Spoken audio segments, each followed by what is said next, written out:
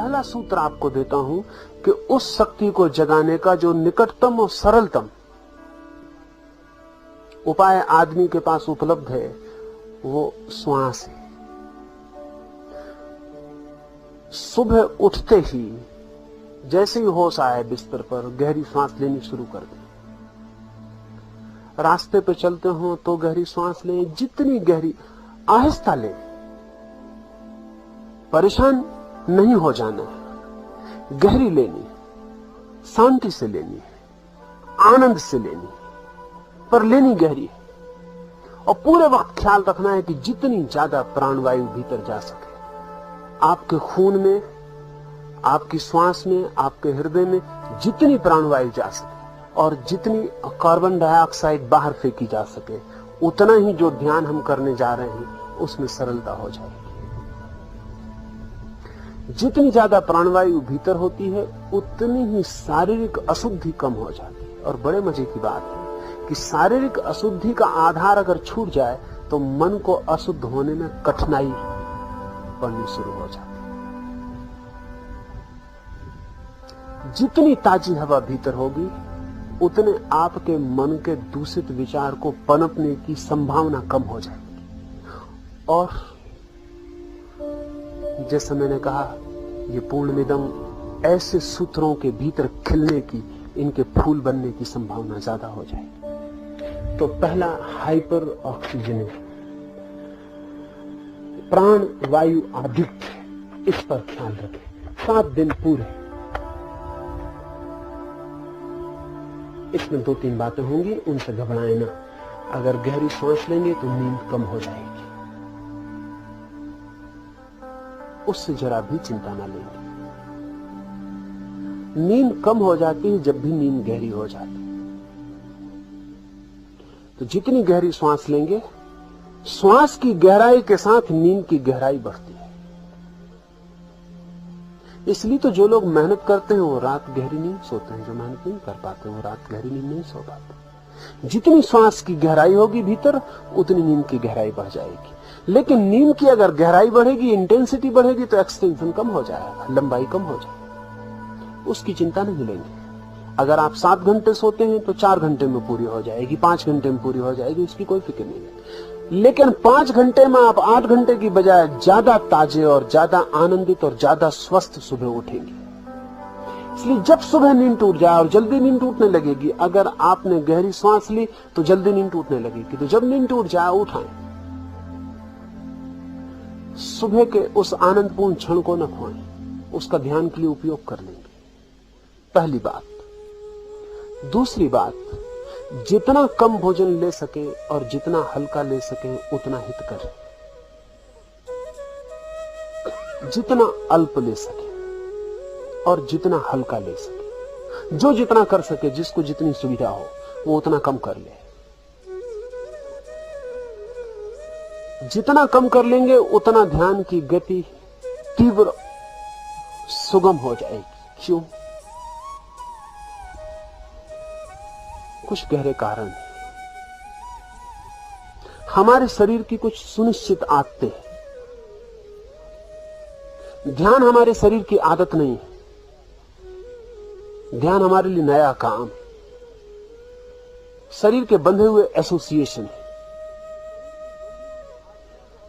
शरीर की बंधी हुई आदतों को अगर कहीं से तोड़ दिया जाए तो शरीर और मन नई आदत को पकड़ने में आसानी पाते हैं।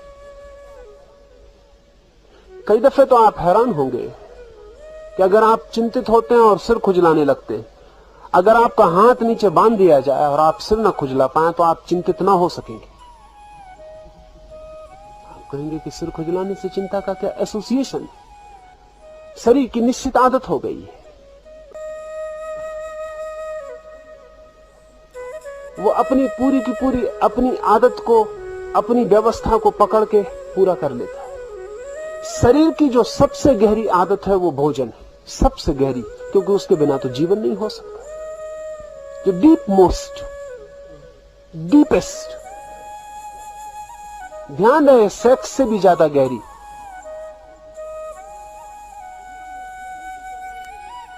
जीवन में जितनी भी गहराइयां हैं हमारे, उनमें सबसे ज्यादा गहरी आदत भोजन है। जन्म के पहले दिन से शुरू होती और मरने के आखिरी दिन तक चलती है। जीवन का अस्तित्व उस पर खड़ा है, शरीर उस पर खड़ा है। इसलिए अगर आपको अपने मन और शरीर की आदतें बदलनी है तो उसकी गहरी आदत को एकदम शिथिल कर दे। उसके शिथिल होते से शरीर का जो कल तक का इंतजाम था वो सब अस्त व्यस्त हो जाएगा और उसकी अस्त व्यस्त हालत में आप नई दिशा में प्रवेश करने में आसानी पाएंगे, अन्यथा आप आसानी नहीं पाएंगे। तो जितना कम बन सके, किसी को उपवास करना हो उपवास कर सकता है, किसी को एक बार भोजन लेना हो एक बार ले सकता है, आपकी मर्जी पर है। नियम बनाने की जरूरत नहीं है। अपनी मर्जी से चुपचाप जितना कम से कम न्यूनतम मिनिमम का ख्याल रखें। तो दूसरी बात स्वल्प आहार। तीसरी बात एकाग्रता। 24 घंटे में आप गहरी श्वास लेंगे ही, साथ ही श्वास पर ध्यान भी रखें तो एकाग्रता सहज फलित हो जाएगी। रास्ते पे चल रहे हैं, श्वास ले रहे हैं, श्वास बाहर से भीतर गई तो देखते रहें, बी अटेंटिव, देखते रहें कि श्वास भीतर गई, फिर श्वास बाहर जा रही तो बाहर गई, फिर भीतर गई, फिर बाहर गई। ध्यान रखेंगे तो गहरा भी ले पाएंगे, नहीं तो जैसी भूलेंगे वैसी श्वास धीमी हो जाएगी। और गहरा लेते रहेंगे तो ध्यान भी रख पाएंगे, क्योंकि गहरा लेने के लिए ध्यान रखना ही पड़ेगा। तो ध्यान को श्वास के साथ जोड़ ले।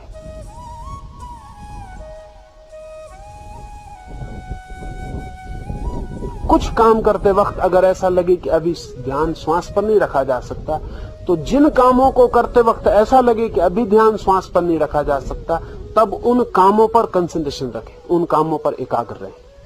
खाना खा रहे हैं तो खाने पर पूरी एकाग्रता से खाएं, एक एक कौर पूरे ध्यान पूर्वक उठाएं। स्नान कर रहे हैं तो एक एक पानी का एक कतरा भी ऊपर पड़े तो पूरे ध्यान पूर्वक। रास्ते पे चल रहे हैं तो पैर एक एक उठे तो ध्यान पूर्वक। ये 7 दिन आपका 24 घंटा ध्यान में लीन हो जाए। यहां तो हम ध्यान करेंगे वो अलग, ये मैं आपको बाकी समय पूरी पृष्ठभूमि आपकी बनाने के लिए कह रहा हूं। तो तीसरी बात, जो भी करें बहुत ध्यान पूर्वक, बहुत एकाग्र चित्त से करें और ज्यादातर तो श्वास पर ही एकाग्रता रखें, क्योंकि वो 24 घंटे चलने वाली चीज है। न तो 24 घंटे खाना खा सकते, न स्नान कर सकते, न चल सकते। श्वास 24 घंटे चलेगी, उस पर 24 घंटे ध्यान रखा जा सकता है, उस पर ध्यान रखें। भूल जाएं दुनिया में कुछ और हो रहा है, बस एक ही काम हो रहा है कि श्वास भीतर आ रही है और श्वास बाहर जा रही है। बस ये श्वास का बाहर और भीतर आना आपके लिए माला की गुरिया बन जाए, इस पर ही ध्यान को ले जाए। तीसरा सूत्र। चौथा सूत्र, इंद्रिय उपवास, सेंस डिप्राइवेशन। वो 3 बातें उसमें करनी है। एक तो जो लोग पूरे दिन मौन रख सके वो पूरे दिन के लिए मौन हो जाए।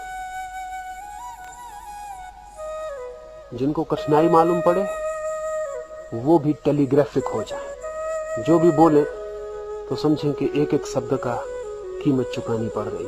तो दिन में 10-20 शब्द से ज्यादा नहीं, बहुत जरूरी मालूम पड़े, जान पे ही आ बने तो ही बोले। जो पूरा मौन रख सकें उनके फायदे का तो कोई हिसाब नहीं। पूरा मौन रख सकें, कोई कठिनाई नहीं। एक कागज पेंसिल रख लें, जरूरत पड़े तो लिख के बता दें, कुछ जरूरत पड़े तो पूरे मौन हो जाए। मौन से आपकी सारी शक्ति भीतर इकट्ठी हो जाएगी, जिसे हमें ध्यान में आगे ले जाना। आदमी की कोई आधे से ज्यादा शक्ति उसके शब्द ले जाते। शब्द को तो बिल्कुल छोड़ दें। तो ख्याल कर ले, जिसकी जितनी सामर्थ्य हो उतना मौन हो जाए।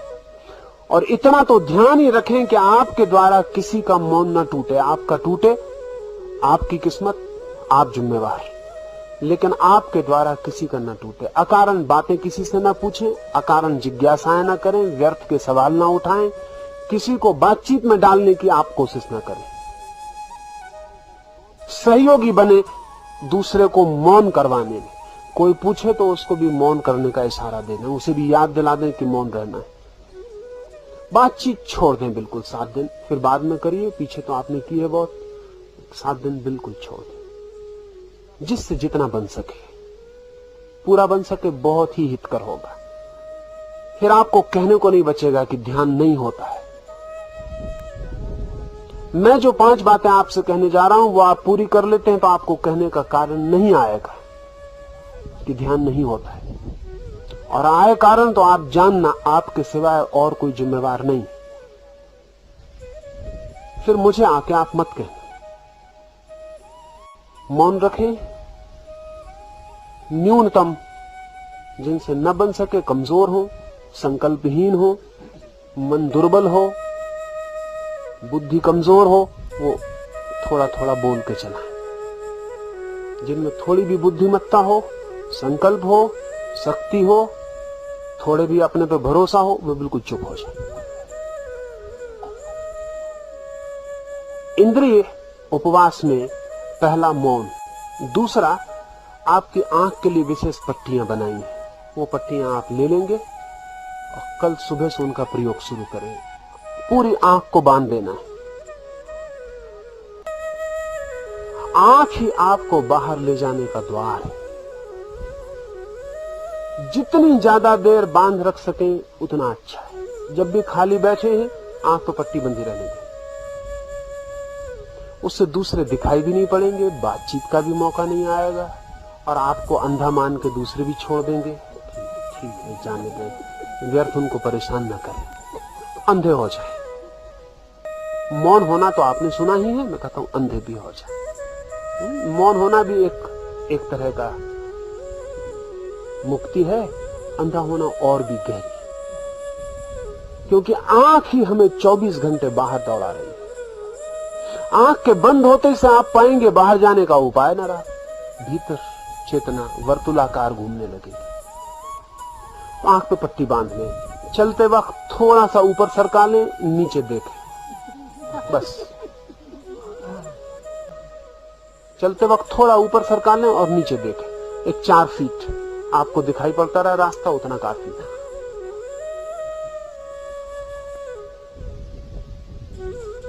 उसे बांध के ही पूरा वक्त गुजारे। जो रात उसको बांध के ही सो सके वो बांध के ही सोए। जिनको अड़चन मालूम हो वो निकाल दें। बांध के सोएंगे, नींद की गहराई में फर्क पड़ेगा। ये जो पट्टी है वो आप बाकी समय तो बांधे ही रखेंगे।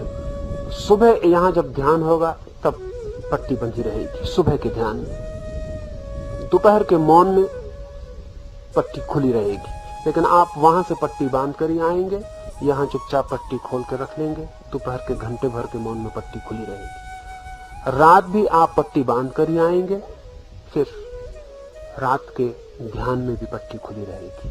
सुबह जब मैं बोलूंगा तब आपकी पट्टी खुली रहेगी, दोपहर मौन में खुली रहेगी, रात के ध्यान में खुली रहेगी। इतना आपकी आंख के लिए मौका दूंगा। ये भी मौका इसलिए दूंगा कि ये भी आपको भीतर ले जाने में सहयोगी बन सके, तभी आपकी आंख को बाहर देखने का मौका देना, अन्यथा आपकी आंख को बंद ही रखना। और 7 दिन में आप हैरान हो जाएंगे कि मन के कितने तनाव आंख के बंद रहने से विदा हो जाते हैं, जिसकी आप अभी कल्पना नहीं कर सकते। मन के अधिकतम तनाव आंख से प्रवेश करते हैं, और आंख का तनाव ही मन के स्नायुओं के लिए सबसे बड़े तनाव का कारण है। अगर आंख शांत और शिथिल और रिलैक्स हो जाए तो मस्तिष्क के 99% रोग विदा हो जाते। तो इसका आप पूरे ध्यान पूर्वक इसका उपयोग करना है, और ऐसा नहीं कि उसमें बचाव करें तो मेरा कोई हर्जा नहीं, बचाव से आपका हर्जा होगा। ध्यान यही रखना है कि अधिकतम आपको बिल्कुल ब्लाइंड हो जाना है, आप बिल्कुल अंधे हो गए, आंख है ही नहीं। 7 दिन के लिए उसे छुट्टी दे दी। 7 दिन के बाद आप पाएंगे कि आंख ऐसी शीतल हो सकती है, और आंख की शीतलता के पीछे इतने आनंद के रस झरने बह सकते हैं, ये आपकी कल्पना में अभी नहीं हो सकता है। लेकिन अगर आपने बीच बीच में अपने साथ बेईमानी की तो मेरा जुम्मा नहीं है, वो आप पर निर्भर है। यहां कोई भी किसी दूसरे को कोई जिम्मेवार नहीं है। आप अपने को धोखा दे सकते हैं, चाहें तो अपने को धोखा देने से बच सकते हैं। आंख की पट्टी के साथ ही आपके लिए कान के लिए भी कपास मिलेगा, वो दोनों कान पर लगा देना है, कान को भी छुट्टी दे देनी, इंद्रियों को उसी पट्टी के नीचे कान को भी बंद करके ऊपर से बांध देना, तो दूसरे आपके मौन में भी बाधा नहीं दे सकेंगे। देना भी चाहें तो भी नहीं दे सकेंगे, आप भी देना चाहें तो नहीं दे सकेंगे, क्योंकि दूसरे को अवसर देने का पाप भी नहीं लेना चाहिए। आपके कान खुले तो किसी को बोलने का टेम्पटेशन होता है, कान ही बंद है, वो बोले भी तो भी नहीं सुन सकते, तो टेम्पटेशन नहीं होता। तो कान भी बंद रखने, ये इंद्रिय उपवास, मौन, आंख और कान, ये तो पूरे समय, सिर्फ सुबह यहां जब मैं बोलूंगा तब आपको कान और आंख खुली रखनी है। दोपहर के ध्यान में आपको कान बंद रखना है, आंख खुली रखनी है। रात के ध्यान में आपको आंख खुली रखनी है, कान बंद रखना है। और पांचवी बात, ये चार और पांचवी अंतिम और सर्वाधिक जरूरी, ध्यान रहे परमात्मा के मंदिर में केवल वही लोग प्रवेश करते हैं जो नाचते हुए प्रवेश करते हैं, जो हंसते हुए प्रवेश करते हैं, जो आनंदित प्रवेश करते हैं। रोते हुए लोगों ने परमात्मा के द्वार पर कभी भी मार्ग नहीं पाया है। इसलिए उदासी 7 दिन के लिए छोड़ दें, प्रसन्न रहे, हंसे, नाचे, आह्लादित रहे, चीयरफुलनेस पूरे वक्त आपके साथ हो। उठते बैठते एक मगन, एक धुन में मस्त, एक हर्षोन्माद, एक एक्सटेसी चढ़ी है, एक नशा। चल रहे हैं तो ऐसे नहीं कि जैसे हर कोई चलता है, चल रहे हैं तो ऐसे जैसे कि फकीर को, साधक को चलना चाहिए, नाचते हुए आनंदित। दूसरे की फिक्र छोड़ दें। यहां हम आए ही इसलिए ताकि हम दूसरे की फिक्र छोड़ सकें।